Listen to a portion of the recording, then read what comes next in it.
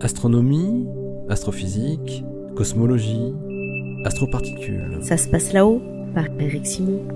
Sans attendre les prochains résultats de l'image de l'ombre de l'horizon de Sagittarius A étoile, faisant suite à la superbe image de M87 étoile du mois dernier, des chercheurs membres de l'EHT voient déjà plus loin avec un concept de réseau interférométrique envoyé dans l'espace et promettant des performances décuplées.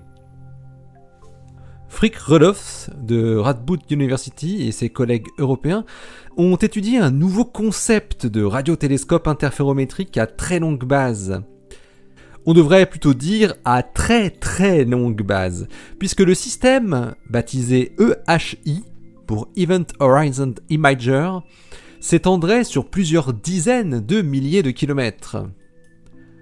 Non seulement l'EHI aurait une base beaucoup plus importante que celle de l'EHT, lui permettant un gain important en résolution, mais il pourrait également fonctionner en détectant une fréquence radio plus élevée, 690 GHz au lieu des 230 GHz de l'EHT, ce qui lui confère de nouveaux avantages, comme celui de pouvoir s'approcher, entre guillemets, encore plus près du bord de l'ombre de l'horizon de Sagittarius A étoile. L'idée de Roloffs et ses collègues est d'utiliser 2 ou 3 radiotélescopes positionnés en orbite autour du Soleil, suivant l'orbite terrestre. Ils ont produit des simulations, des images qui pourraient être obtenues dans différentes configurations avec un tel réseau interférométrique à longue base spatiale. Les radioastronomes ont évalué les performances d'un système à 2 ou 3 antennes de 4 mètres ou bien de 25 mètres chacune, et pour différentes durées d'observation.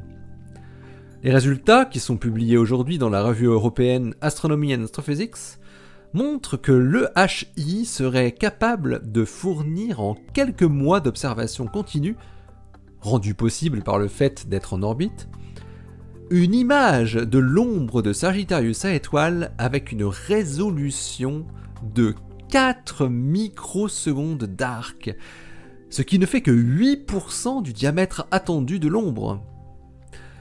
Une telle résolution angulaire, phénoménale, mène à la possibilité d'imager non seulement Sagittarius A étoile et M87 étoile dans de très bonnes conditions, mais aussi d'autres trous noirs supermassifs, aujourd'hui inaccessibles pour l'EHT du fait de leur dimension angulaire trop petite. Rappelons que la résolution maximale obtenue par l'EHT est de 23 microsecondes d'arc. Les auteurs mentionnent le trou noir supermassif de M104, la galaxie du sombrero, 1 milliard de masses solaires situé à 9,55 mégaparsec, soit un horizon de 11 microsecondes d'arc de diamètre. Et aussi celui de la galaxie elliptique M84, avec ses 850 millions de masses solaires à 17 mégaparsec, ce qui fait un horizon de 5 microsecondes d'arc. Et peut-être le trou noir de M81, avec sa masse de 70 millions de masses solaires, situé à 3,63 mégaparsec, ce qui lui confère un horizon de 2 microsecondes d'arc. Et une autre cible serait également potentiellement accessible à l'EHI, selon les chercheurs. Non pas pour imager son horizon, mais pour voir des détails sur le jet de plasma qui prend naissance tout juste au-dessus du pôle du trou noir. Il s'agit du noyau actif de la galaxie Centaurus A. L'horizon de son trou noir ne fait que 1 microseconde d'arc, mais la résolution de l'EHI à 690 GHz, qui est de 4 microsecondes d'arc, correspond à la distance de Centaurus A à une longueur de seulement 2 heures-lumière. Cela pourrait permettre d'imager la base du jet associée au trou noir actif sur une échelle de longueur 100 fois plus petite que les meilleurs résultats obtenus à ce jour dans ce type de mesure. Et Centaurus A ne serait pas le seul noyau actif de galaxie à pouvoir être scruté de près pour comprendre la physique qui est à l'œuvre dans le phénomène d'accrétion autour des trous noirs supermassifs. Frick Roelofs et ses collaborateurs précisent néanmoins que pour ce qui concerne Sagittarius à étoile, dont les ondes radio doivent traverser de grandes quantités de matière du milieu interstellaire, la fréquence de 690 GHz est indispensable pour obtenir un gain de performance de résolution par rapport à ce que donne l'EHT. Il existe en effet un effet de diffusion dans le milieu interstellaire qui devient plus important à mesure que la base de l'interféromètre est grande. Une diffusion qui est fortement réduite à plus haute fréquence.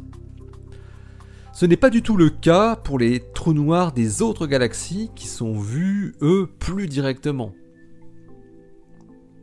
Sagittarius à étoile a aussi le défaut d'être une source qui varie rapidement dans le temps, du fait de sa petite taille. Elle varie environ 1000 fois plus vite que celle de M87 étoile par exemple, ce qui serait l'une des raisons pour lesquelles c'est l'image de M87 étoile qui est sortie la première des superordinateurs de l'EHT.